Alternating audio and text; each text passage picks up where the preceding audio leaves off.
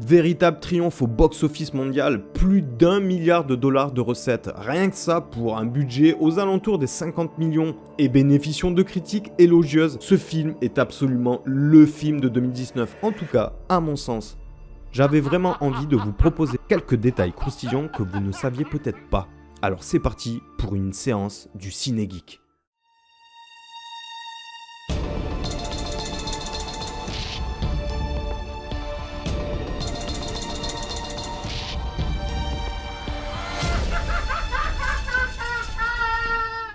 La carrière de Joaquin Phoenix explose dans les années 2010. L'acteur de 45 ans a multiplié les registres, les performances et les prix. Son CV révèle qu'il a tourné avec les plus grands de son époque. Ses interprétations sont applaudies par le public et la critique. Un double succès qui est plutôt rare. On l'a vu entre autres dans Her Inherent Vice, Un Beautiful Day et Les Frères Sister entre autres.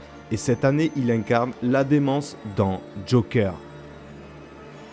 Joaquin Phoenix n'est ni le premier ni le dernier acteur à faire ce genre de yo-yo avec son physique pour pouvoir mieux incarner son personnage. En 2004, on se souviendra que la star de Batman est le roi incontesté du régime de l'extrême. Il a entre autres fondu d'une quinzaine de kilos pour The Fighter, mais c'est dans sa transformation ahurissante dans The Machinist qu'on se souvient le plus, 28 kilos en moins. On trouve aussi Matthew McConaughey qui s'était surpassé pour son rôle dans Dallas Buyers Club. Il a perdu une vingtaine de kilos et a obtenu un Oscar du meilleur acteur amplement mérité. On revient à notre film pour entrer dans la peau d'Arthur Fleck. Joaquin Phoenix, alias Joker, a suivi un régime et a perdu, attention, 22 kilos. Les conséquences n'ont pas été que physiques. Soumis à la pression de ne pas manger, Joaquin Phoenix est devenu obsédé par la nourriture. Il a avoué être sans cesse affamé durant le tournage. Le déséquilibre alimentaire et la sensation de faim ont induit des tensions avec les chargés de maquillage et de coiffure. Sur le plateau, on y apprend que l'attitude de Joaquin Phoenix rendait le travail des coulisses absolument laborieux. Il voulait absolument se maquiller et se coiffer lui-même, il s'échappait lors des retouches, fuyait le plateau entre les prises, bref, la star était ingérable. Pour l'anecdote, les maquilleurs et maquilleuses ont hésité à le soudoyer avec des crackers pour qu'il se tienne tranquille. En tout cas, il faut avouer que cet acteur, comme d'autres, a bel et bien mis sa santé en jeu. Une autre particularité du film, c'est la couleur jaune. Le personnage principal porte souvent des vêtements de cette couleur, un sweat moutarde et une veste jaune. De plus, la scène de l'hôpital psychiatrique a été filmée avec un filtre de ce ton. Dans ce cas, quel était le but? Le réalisateur montre ainsi que le héros n'a manifestement pas toute sa tête, car cette couleur symbolise généralement la folie. Une autre scène importante, c'est la scène dans laquelle Arthur Fleck, déguisé en clown, arrive au spectacle nocturne de Franklin et tire sur le présentateur avec une arme à feu. Ce passage est tiré de la bande dessinée Batman Dark Knight de Frank Miller. Le Joker y apparaît aussi dans le studio d'un talk show où il tire non seulement sur le présentateur, mais aussi sur le public. La référence à Charlie Chaplin n'est pas du tout fortuite. À un moment, le personnage principal arrive à l'avant-première du film Les temps modernes de Charlie Chaplin.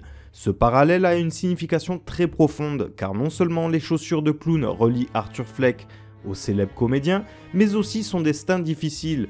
En effet, dans le film de Chaplin, le personnage tente également de résister au système, mais finit malheureusement par en devenir la victime, tout comme Arthur Fleck dans le film. Autre détail croustillant, l'incident dans le métro est tiré d'une histoire vraie. En effet, en 1984, un électricien new-yorkais de 37 ans, Bernard Goetz, rentrait chez lui en métro. Dans le wagon, 4 adolescents afro-américains ont commencé à l'ennuyer. L'un d'eux lui a demandé comment ça va et Goetz a répondu « bien ». Alors apparemment le garçon a dit « donne-moi 5 $.